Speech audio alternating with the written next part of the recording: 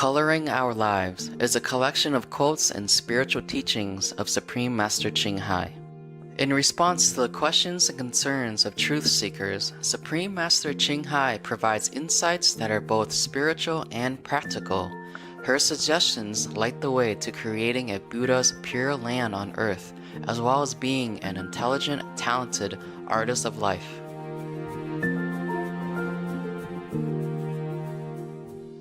As Supreme Master says, while making good use of every minute of our time to lead a fulfilled, positive, happy life in the process of learning, we can also use the very lively, animated, and joyous spirit derived from spiritual practice to color our lives.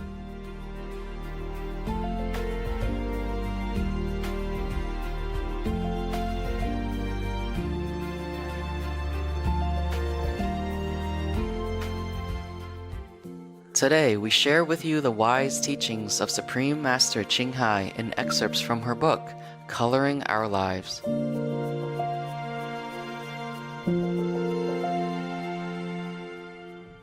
Knowing God is the purpose of human life. The purpose of human life. Question: how can we know and be sure of our purpose in life? We are here to bless the world and to know our greatness.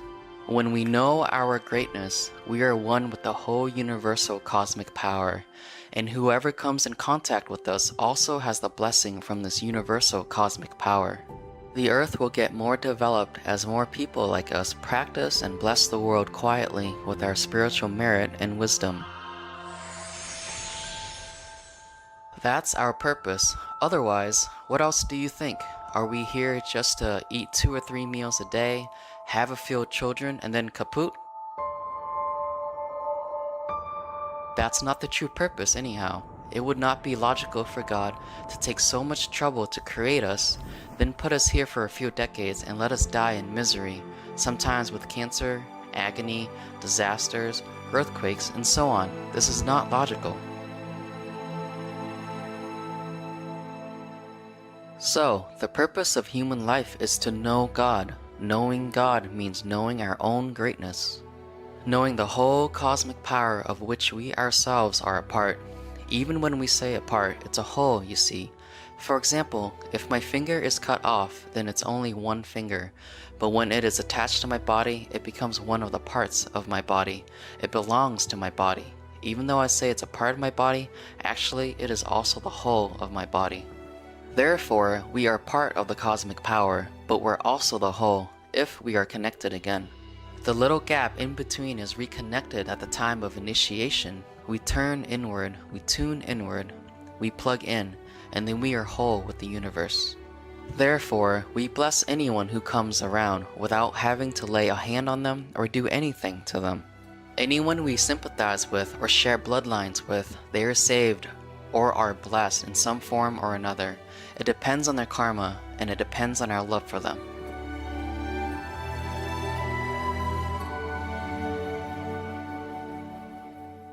Why are we here? The Buddhist scriptures say that you are the Buddha and that the Buddha nature is inside you.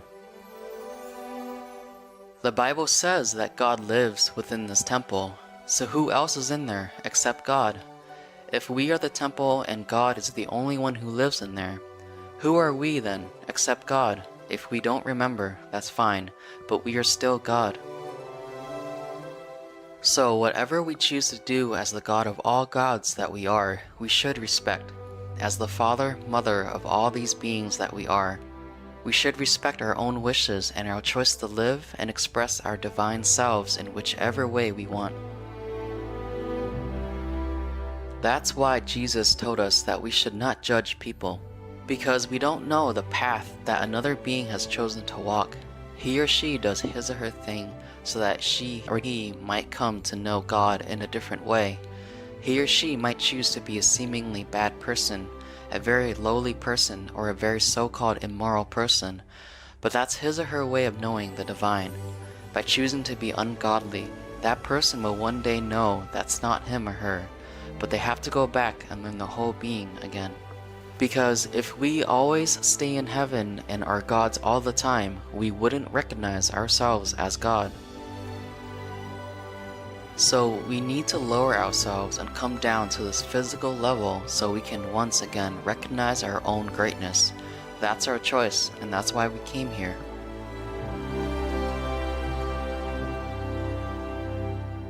So the answer to our question about why we are here is because we want to know God.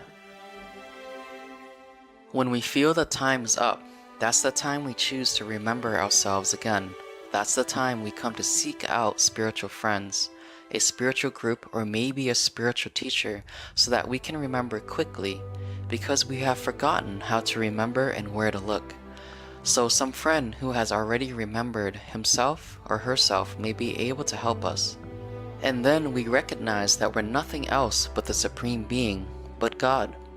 We recognize the Supreme Being that's housed within this body.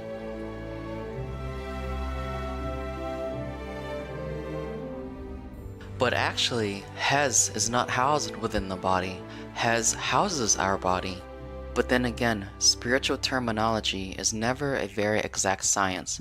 So no matter how much a teacher tells us about God or how eloquently a spiritual friend might speak about the divine being within us, we cannot understand just by listening.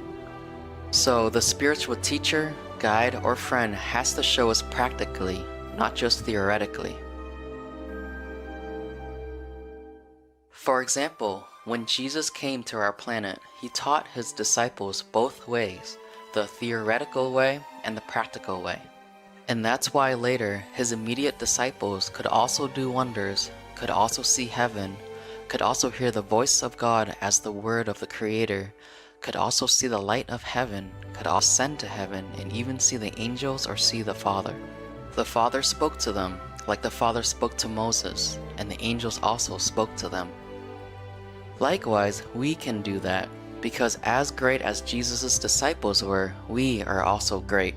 We and Jesus' disciples are the same because Jesus said to us that we are all children of God. But because we have forgotten, sometimes one or two friends have to come to remind us, but only when we are ready, because if we aren't ready, no one can do much for us.